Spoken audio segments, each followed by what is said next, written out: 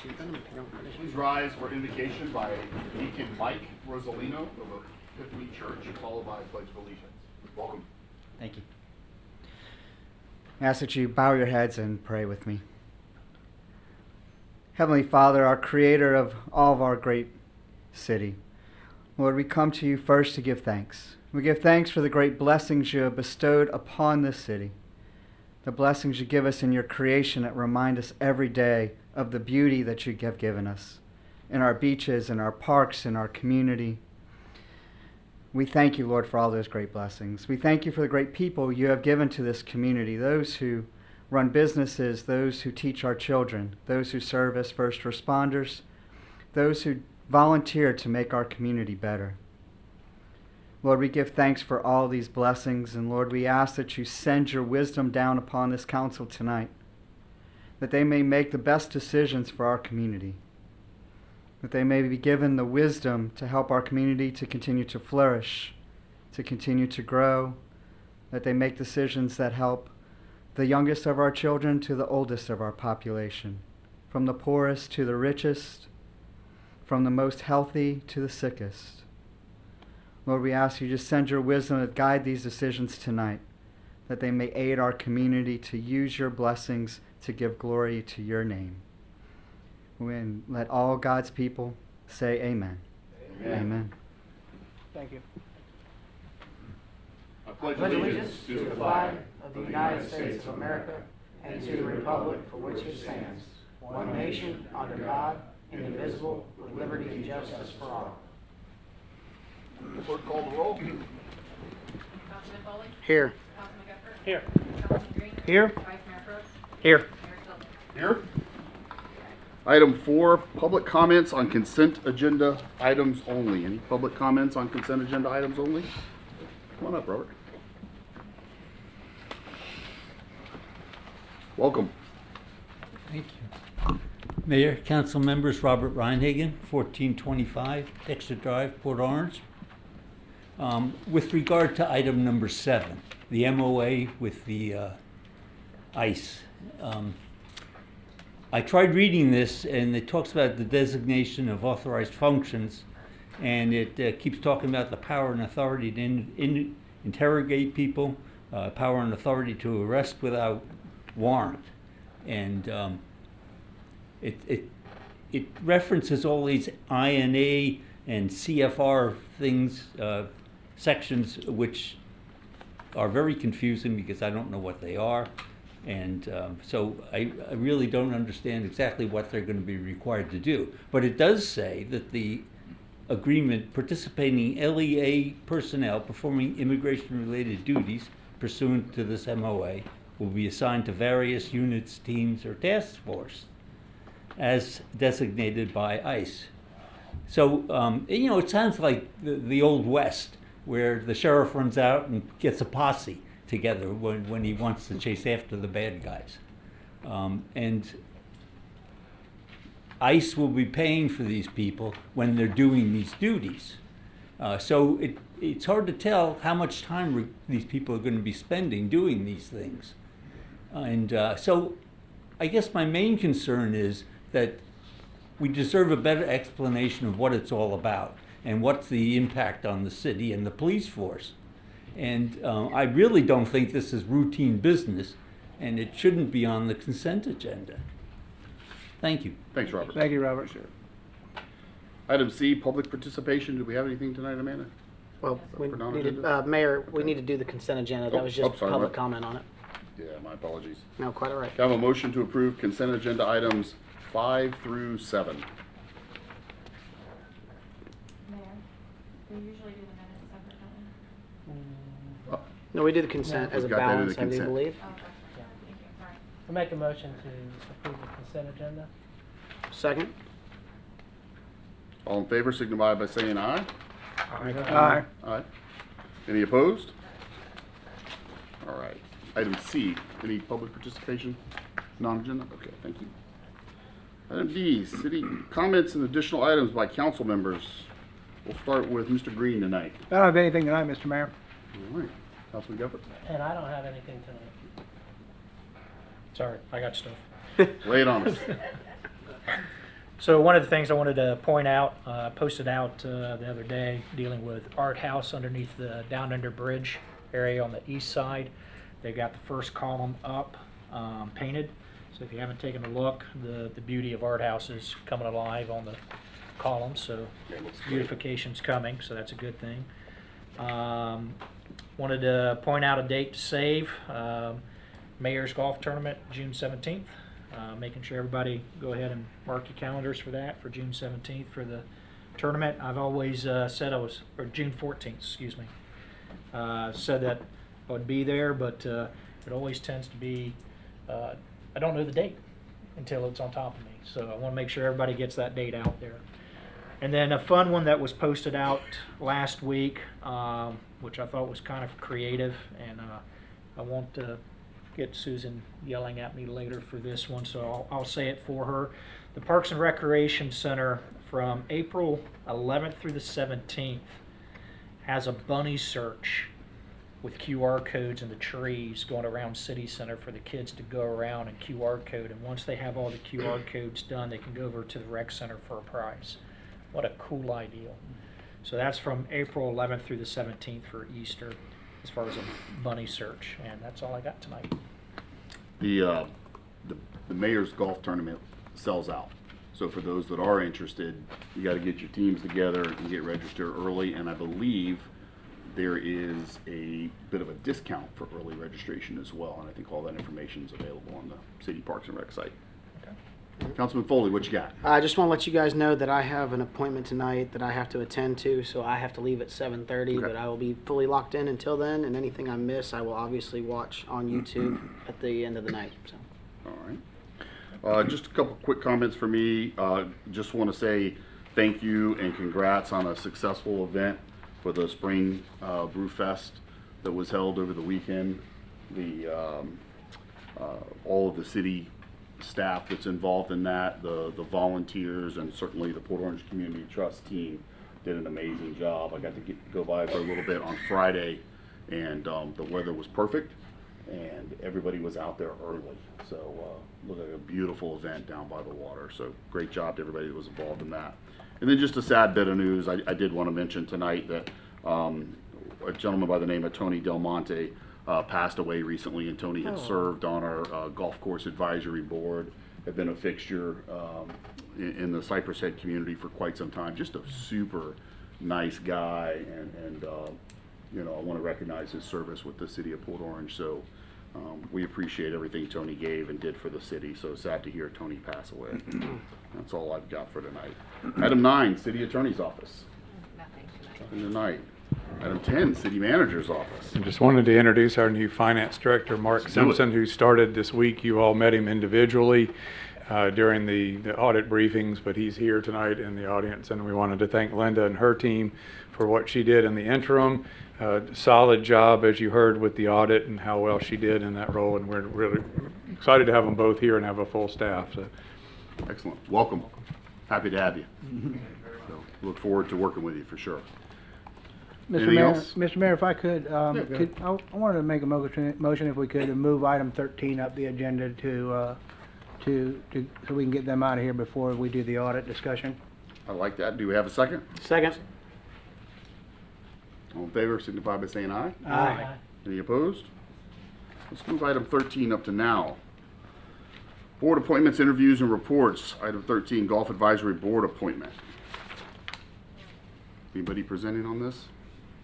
No, I don't think so. I think it's two positions. Yeah, so two we people. got, Richard Lee and Jane Taylor have served on the Golf Advisory Board for the past 8 years. They would like to remain and be reappointed, and there are no other applications. So I will entertain a motion to reappoint both of these fine folks to continue serving the city. I would like to make that motion to reappoint both Richard Lee and Jane Taylor. Second. I have a motion in a second. You guys want to come up for just a quick minute? Talk us out of it. Yeah, we don't want to talk you out of it. More than anything, we just want to. Yeah. Okay.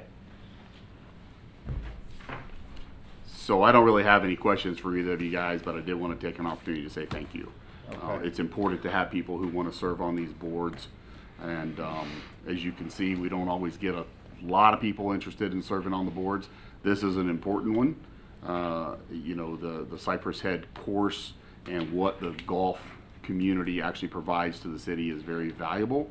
And we've not always had years strung together that have been as good as the last few. And so we appreciate that. There's been a lot of work into not only having the course managed well, but be maintained well, and that provides an enhanced benefit to not only the Cypress Head community, but all of the folks in the city of Port Orange. And a lot of that has to do with folks that are willing to sit on the board and be the eyes and ears. So for me, I just wanted to say thank you. See if any of these folks got anything to say. Well, again, I want to just make note, both of these crazy people also run and have been on our HOA board for a long, long time.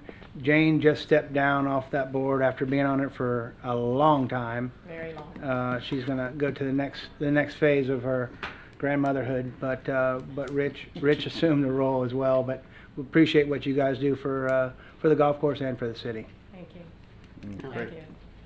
I just, you know, in the subject matter here, it says quality of life, and that's really what we try to provide here in the city. And, you know, Cypress Head provides a quality of life for people, maybe not young people. We'd like to see younger people play golf, but as you certainly do put a lot of older people out there. I just need help with my quality of golf swing, so if you can work on that when I show up. You're looking at the wrong guy. Yeah, and the wrong gal. Keep up Good the with work. numbers, though. Yeah, Great with yeah, numbers. The man to your right might be able to help more than I can. They can help add up your scorecard. Sean, you want to know why the golf course has done better financially the last couple of years? 'Cause I haven't been there. Because I haven't played out there. All right, good. I haven't been able to make it out there. Well, Maintaining the course has been a lot easier. It's been a priority for my administration. Tracy, anything? Just as a reminder, the golf course is rated 24th in the whole state of Florida. Amazing. It's amazing, and the course is in excellent shape. It is. When people come in to play, they are absolutely amazed. They think it's it's not a municipal course, and it is. Well, that really is something that I think doesn't get really recognized as much, because not everybody is in the golf game or understands that, but you do not see municipal courses that look like Cypress Head. That is not the norm. It is far from the norm, in fact. And to see, and in fact, there are a lot of private courses that I think are envious of how good the Cypress Head course is, and the fact people choose that course to play a lot over some of the the private courses in the region. So you are point on with that. I actually was given a membership to a private course here, and I would say I play there. I've just played LPGA, and I have played Cypress Head recently. And Cypress Head's whooping both of them. I mean, really, it is in such great condition right now. Yeah. So It's an asset to the city. Yeah, true. it is, yeah. I just wanted to comment briefly. I really want to give credit to the people at the course that are making a lot of this happen and the success. The team that they've got there now has done an outstanding job, beginning with the marketing director, Leslie House, who's put together a really effective marketing plan and has executed on that plan and is able to measure the success of what she's trying to put together. Darren Bash, who's the course superintendent, who takes care of the greens and the grass and the fertilization and the bug killing and all that kind of stuff. He's really just been outstanding in terms of maintaining the course. And then Jeff Dayton, who's the general manager, has really been a glowing example of how to run a course, getting many more products into the clubhouse. Sales there have catapulted. I think they're 5 or 6 times greater than they were historically, and he just really runs a very tight ship. The people who work for him like him because he's fair and honest, and he doesn't hold back when he wants to tell you something, and he's told me a few things, so I can express that routinely. But anyway, I just want to make sure you realize that Jane and I and the Golf Advisory Board, I think, do help, trying to keep things clear and look for different aspects that we might want to increase participation and how we can do some things better than we're doing them today. But those guys really deserve a lot of the credit for the success that they've had. Certainly. That's We it. appreciate you guys very Thanks. much. So. All right, thank you. Thank you, guys. Thank you, guys. Anyone else want to comment about the reappointment of Richard Lee and Jane Taylor? No? Good? Nope, I'm good. All right. All in favor of reappointing Richard Lee and Jane Taylor with another 3-year term to the Golf Advisory Board appointment, signify by saying aye. Aye. Any opposed? 5-0. Give us another great 3 years. Thank you guys very much. We'll double your pay. Yeah. Special reports, item 11, fiscal year 2024 audit discussion with James Moore and Company. Give it to us, Zach. Welcome. Thank you. Good evening. All right, Yeah, you just give it a good hard, there you go. there we go. We're working on, that's a work in progress, so. All right. Good evening. Zach Shalafor, partner of James Moore and Company. All right. I think I have it. All right. There we go. All right. So we are here to review the annual audit for the fiscal year ended September 30th, 2024. I'd like to start thanking the council for the opportunity, as well as a big thanks to your finance team. Linda really carrying the reins these last few months. I do want to just highlight, as discussed with you all individually, this is the earliest that the city audit has been completed, going back at least 5 years, probably a few more years beyond that. Additionally, as we'll get to, it's the cleanest audit that we've had in a number of years. So many moving pieces this year, an ERP accounting system conversion that is not something to be taken lightly. That's a lot of extra work on top of the day-to-day, on top of the budget, on top of getting ready for the audit. So in addition to the results, I did want to just highlight that, as there's a lot of hard work I know from staff that went into being able to make this happen this fast. As always, the city does prepare what's called an annual comprehensive financial report. Last year's document was submitted to the Government Finance Officers Association and received the Certificate of Achievement for Excellence in Financial Reporting. This year's document is the same. We expected also to receive that award. And what's notable there is there are kind of a baseline of what the state requires as part of the annual audit. The guidance that the city follows in this comprehensive report includes a series of items just kind of above and beyond those baseline requirements. It's really the most kind of formal guidelines for the most complete and comprehensive report that can be prepared. From an audit report perspective, there's 5 reports that we issue here. These are management's financial statements, and we do have 5 reports that summarize the results of the audit. The first is the audit report on the financial statements. We issued there an unmodified opinion. This is the best opinion that we can issue, effectively saying that the numbers can be relied upon. This year, the city went over the threshold for both a federal and state single audit. What that means is we have to perform really a separate compliance-focused audit over your major federal grant programs spent during the year, as well as on the state side. We had no compliance matters identified or findings in that report.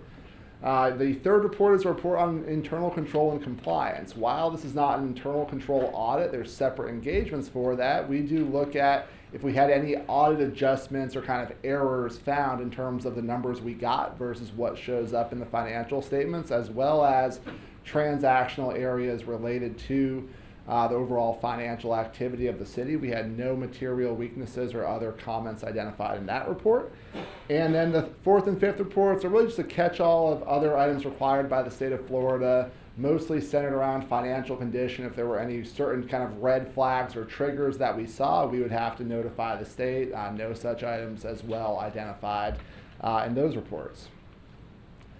As we've done the last couple of years, I included a summary of the different kind of types of comments that we could have in this report and what we have for 6 years running. As noted, not only is this audit as timely pretty much as it's ever been, but there are no audit comments. There was a decreasing trend, kind of got to that 0 number. Though I always do say audit comments are not a bad thing. It's what do you do with those? And I will note that most of the comments that we had, even when you see those numbers constant, in most cases, those were new comments in the following years. It wasn't even that many comments that kind of continued on, because I always say it's not that you got the comments, what is your team doing to make sure it's addressed and setting the city up as best as possible going forward. From a numbers standpoint, I always look at the recent history of your general fund balance, effectively your general primary reserves of the city. In total, your general fund balance, almost even with the prior year, about a $1 million increase, although most of that related to your building maintenance internal service fund got rolled back into the general fund and pretty much had a very similar balance to that increase. And when I take those numbers, always put them into perspective relative to the budget to compare kind of to your internal policy, looking at that assigned and unassigned or unrestricted reserve relative to what you spent. You're at about 43% reserve this year, right around the 5-month mark.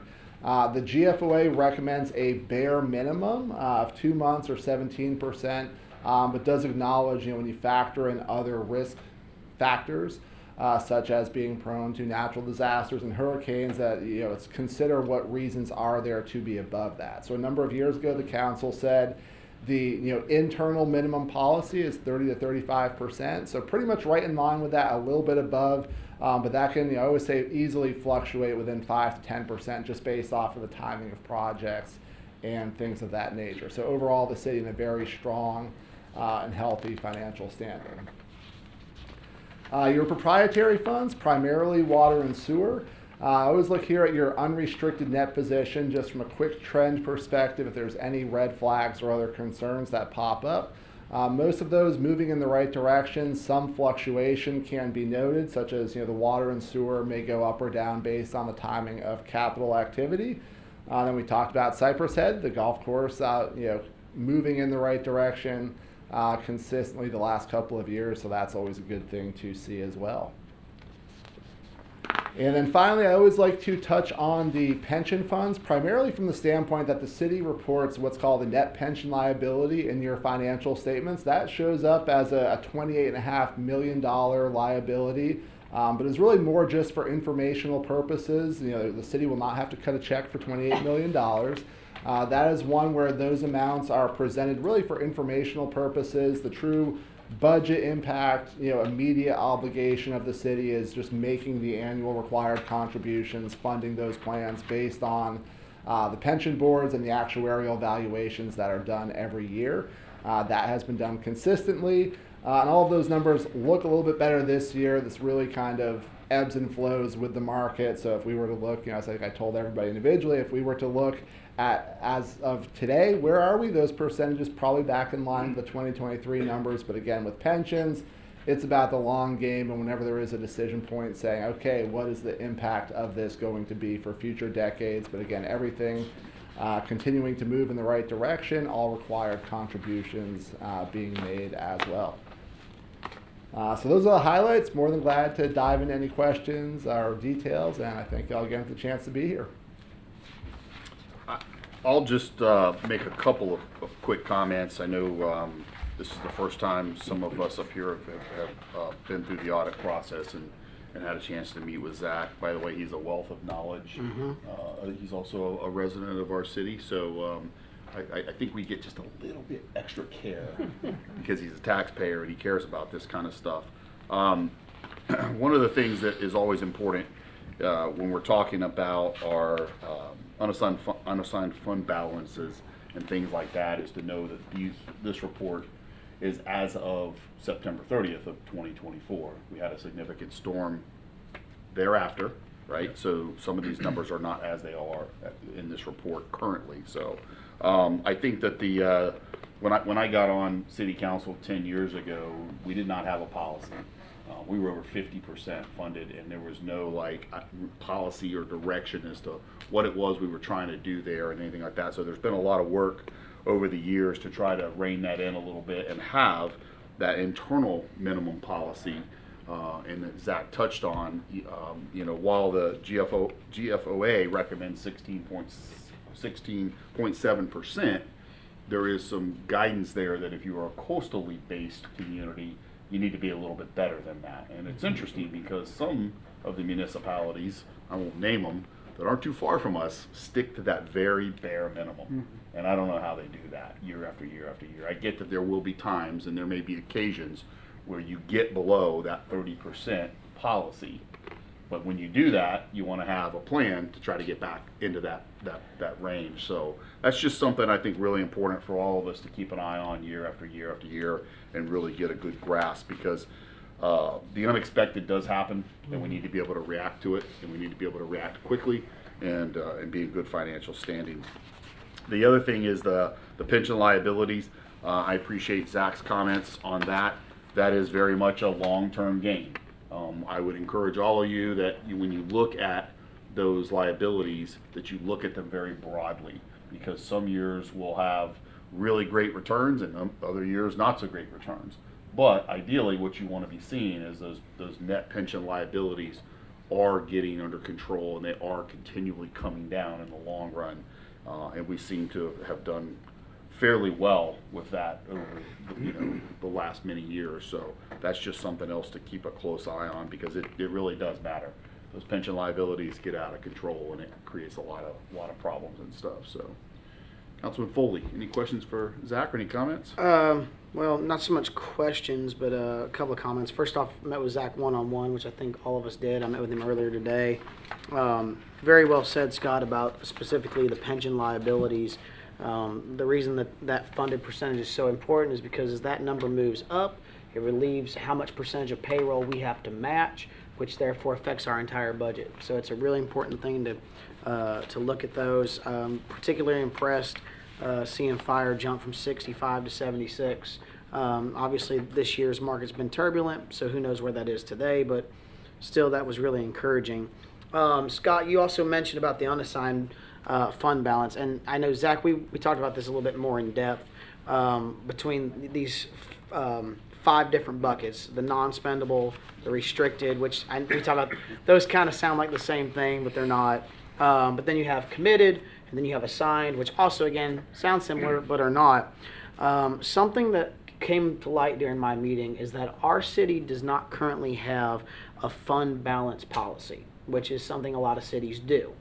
So we have this, like Scott says, for as long as I have been watching council and as long as I've been on council, there's been this generic feeling that we don't think 16.7 is enough for a coastal city.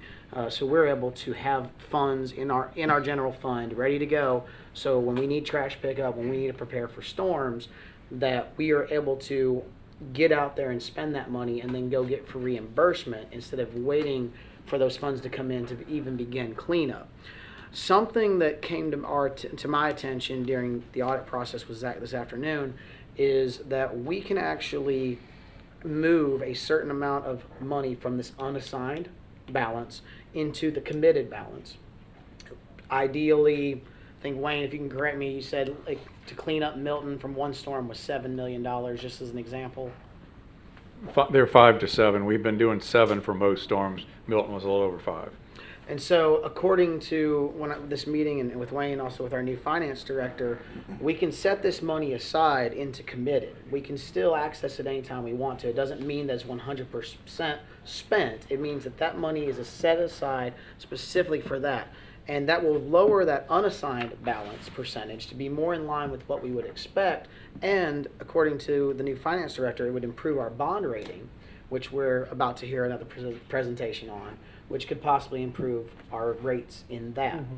So I don't know if Wayne wants to elaborate any more, if I hit that on the head, or but it's something I would be interested in him explaining more and hearing more about. Might be something we might want to do directionally as a council. So in concept, what you're talking about is creating an emergency storm fund, so to speak, saying, okay, historically you spend X, so that we're in preparation for something like that financially, we earmark X amount for that. Is that kind of what the idea would be? Correct. That's absolutely correct. You specifically assign some portion of your unassigned fund balance to hurricane or storm money, 5, 6, 7 million, whatever you want us to do, put in there, and it, as it sits in there specifically for storm, apparently it has other financial benefits. If you Yeah, I'd be policy. okay bringing that to us as an agenda item, or even during a workshop, just to have more in-depth conversation. It would be a modification of your policy that you currently have of the 30 to 35%. Right, because it would be a portion of that. So. Yes, sir. Yeah. Makes sense. And I can't remember the Wayne. Were you here when we had the major pipe break that washed out part of a road? Remember we had that. Taylor Road. And That was right before he got here. It was probably 6 months over Christmas break or something. It was right? 6 months before I got on council. We funded that project, I believe, out of this. B19 canal there. Yeah, out of this emergency fund. So that's just another example of non-storm related, I guess is what I was trying to make an example of, that something like that happens. you know, a repair like that is incredibly expensive, especially when it has to be done in emergency, unplanned conditions. No, and you and I discussed just last budget season about how we're not comfortable going to, you know, much lower on this as far as you know, reserves. But I do think that was something that came to light that I'd like to see presented at some point if everyone else has a stomach for it. Otherwise, if I can continue, I just want to say that I think it's awesome that we end up with 0 comments. Zach, I appreciate you and your team as always for meeting with me today. I think that's a testament to our entire finance department with all the things moving around with going from Workday back to our new program. You know, I think it's big kudos to everybody, and it gives me a great deal of confidence in where the city is financially speaking. So. Tracy? Stemming off of what Councilman Foley said, the 0 comments with turnover and going from Workday to Tyler, it's a lot of moving parts. And for you guys to have it done by March 31st and everything ready to go, wow. Yeah, to be commended. Every one of y'all should be commended on that. But going off of the 2 of y'all talking about the unassigned, the $25 million, I think people need to understand that $25 million that we have sitting there, a storm was $7 million. Yeah, we had the money in the bank. We get paid back with FEMA, but understand also it's been 2.5 years from Irma that we just got our money back and a check on one of those things from Irma. So even though we may have it there, it may take 2.5 years to have funding coming back to us to reestablish inside that. So when we're looking at it, we need to make sure that we know that, yeah, it's going to be refunded, but how long it's going to take. It's FEMA. With everything in the world of politics right now, how that money is being divided up or in the future, there's no telling. So we need to make sure that the assigned and unassigned is sitting there just in case of these events. It's better to have money to be able to take care of the city than it is to try to go and get a loan to take care of the city and then paying percentages on top of that. And that's why we have this funding there. I've had some people make some comments of going, why is it so high? And reality is you don't want to spend more in interest to take care of the city if you have a balance sitting there to take care of the city. So just something to keep apprised as we go forward. Yeah, and a good comment, because there are cities in the state of Florida Take loans. frequently that have to borrow money in emergency conditions. Mm-hmm. That is not a position we want to be in. That's just not good. No. I just want to say thank you to the staff that has allowed our auditor to get their things done sooner than years past, especially with the turnover that you've had in the finance department. So thank you very much, and thank you for your presentation. It's obviously somewhat new to me because I've followed this throughout the years. I've seen the backside of your staff before from that side and paid a lot of attention to it. So I did look like a deer in headlights when I sat down with you today, but you certainly explained it very well to me, and I feel like our city's in a great position, and learning a lot about the finances it's an important aspect to what we do, especially when the budget comes around and we're needing things and we know exactly how much money we have, and the fact that we had 0 comments is huge, and it hasn't always been that way, but I also understand that some of those comments might have been minor as well, so no reflection on the past and what the staff did before. It's understandable in an audit that you're going to have comments. So to have none is very nice, and to have money in the bank, knowing that I like the idea of setting up kind of like a storm reserve. If that strengthens our ability, as like you mentioned something about bond, that's huge. So I'd certainly entertain that to bring something to us. That's all I got. No, I just want to echo on it. Let's just remember this is an audit, and this is based on where we were in September 2024. Mm-hmm. It's not the checkbook today, so it's not like we're going to be able to just. It's going to take a lot of time and a lot of things to quote move money around for storm, a certain fund. But this is an audit, and basically what we're doing here is making sure the money's in the right spot, and that's what we've done. And you guys did a good job, and the staff did a good job. But I think as far as moving forward, things like storm funds and those are going to be budgetary issues that we'll discuss, I guess, at a later date. But other than that, I think we're in a great position. And again, another fine job by you guys, Zach. Appreciate all that.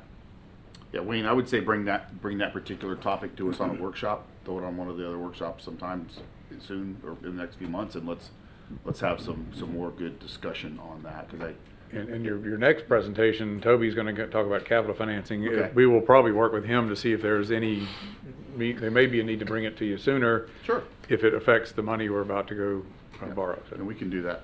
And I just want to comment too, when we look at these audits, more importantly, looking at how much money is there, how much money was spent, things like that, are the controls being utilized? Yeah, correct. Are things being done correctly?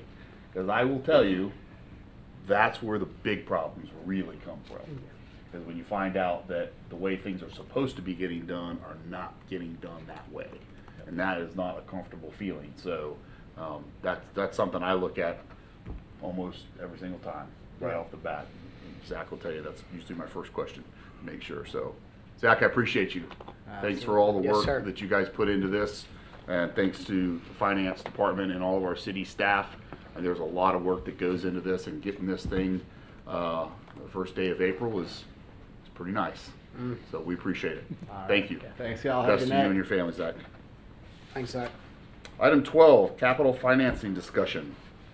Toby Wagner is back we've had him here a couple times going over the philosophies, policies of how we do capital financing and debt. And we're getting closer to the parks bond and the public utilities field operation structure. So he's going to go over a little bit more detail on that and what you'll be seeing in the next couple of months as we move forward with that process. We've had him here a couple times, and he keeps coming back. He does. All right, well, that's good. Toby, good to see you. Welcome. Thank you, Mayor. Toby Wagner, President, Southeastern Investment Securities, financial advisor to the city. I think this is the first time I've had an opportunity to present to Sean and Lance. And, thank you for that opportunity. We were last here in November, and I don't know if either one of you were here when we made the presentation, but that presentation in November was a very general presentation on different types of financing, and then taking a broad look at what 2025 was looking like in terms of any financing needs. Tonight we're just going to scope in a little bit further on the financings for this capital year, or capital projects for this year.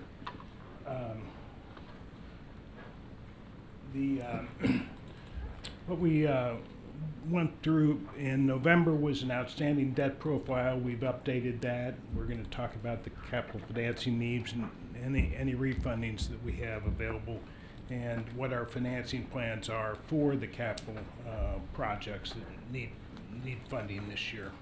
And a little bit of a market update. The market jumps around every minute, not every day.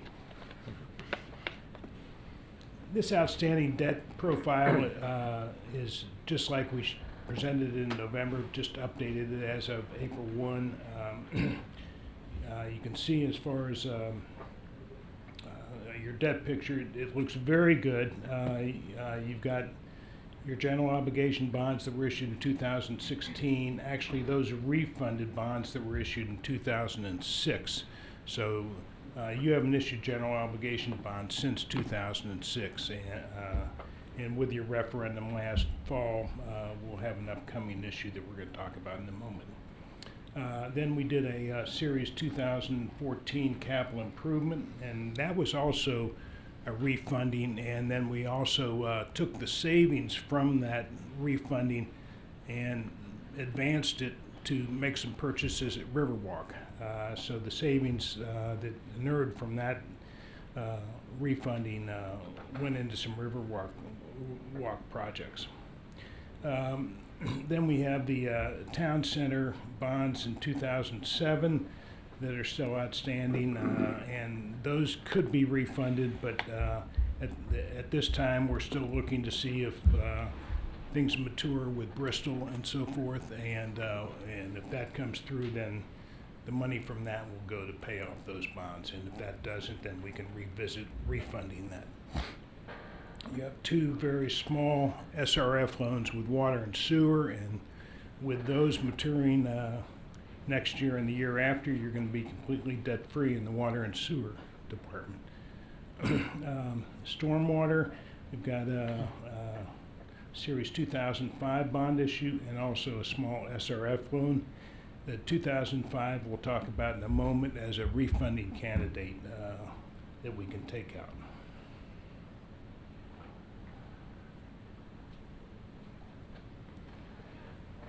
So as you're aware, the voters approved the $30 million parks bonds, and I think you've started spending money on that, and now we're at a point where we're ready to issue those bonds and reimburse you for those prior expenditures as well as future expenditures.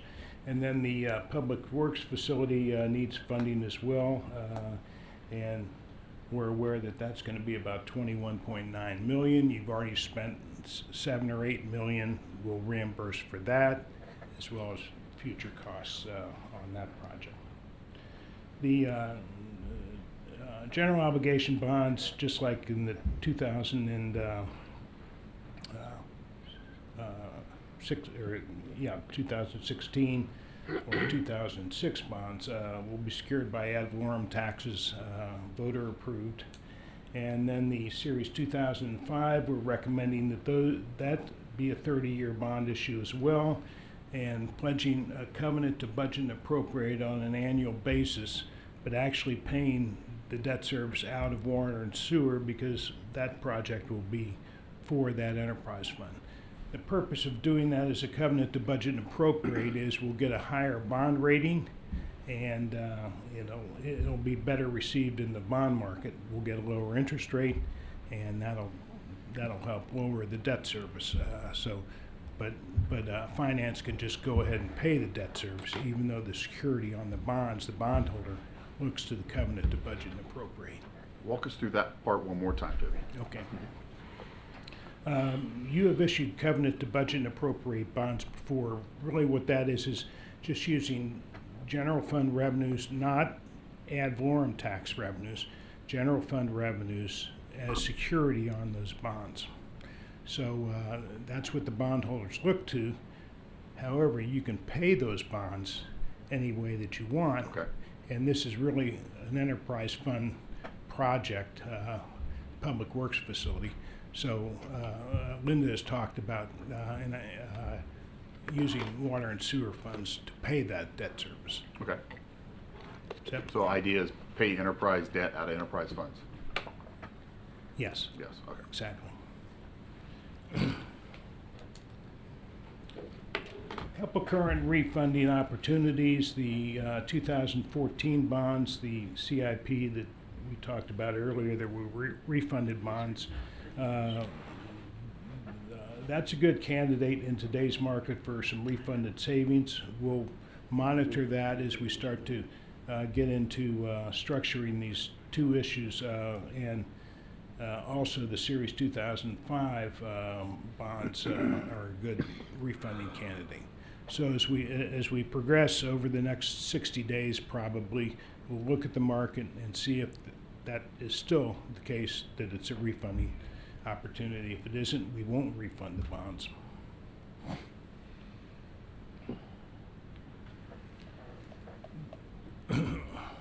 Taking a look again at the general obligation bonds at $30 million. This is just a snapshot last week of where the market was. An interest rate of all-in TIC, or true interest cost, would be about a 4.62. That's probably up over the last couple days to maybe 4.68, something like that. And we're assuming another AA2 rating from the rating agencies on these bonds. We're looking at a 10-year call, which means they can't be prepaid for 10 years. It's a lockout provision for 10 years. That helps lower the interest rate as well.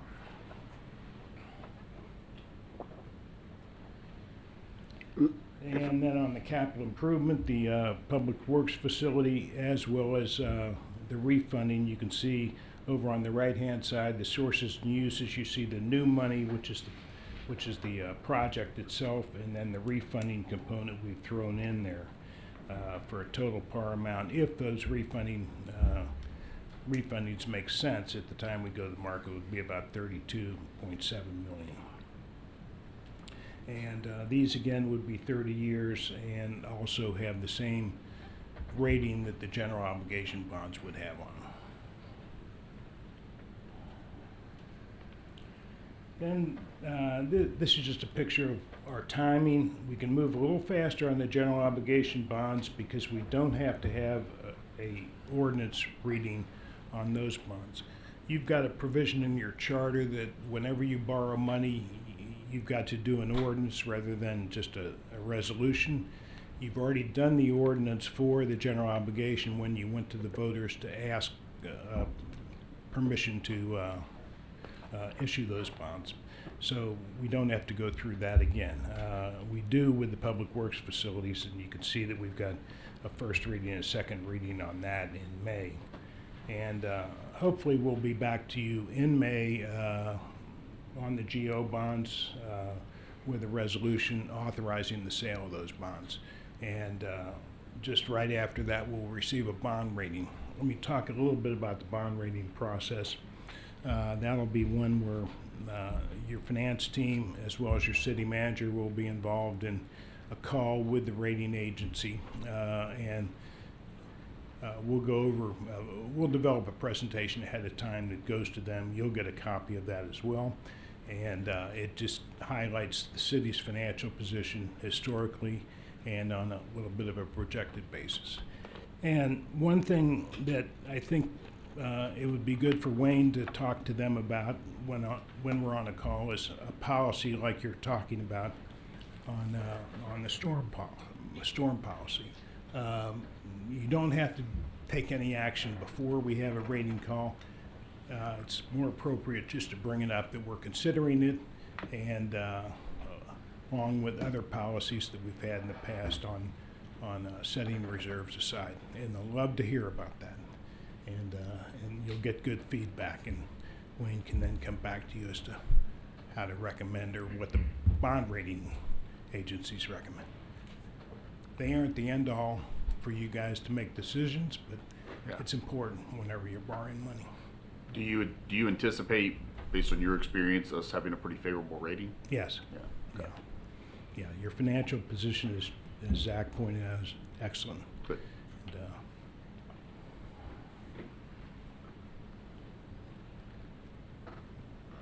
isn't this a terrible chart to look at? This takes you back quite a few years. This is clear as mud, Toby. What are you talking about? I'm not going to spend any time on this. It's market's just all over the place right now, and it will be, and so we'll pick a market that feels right, and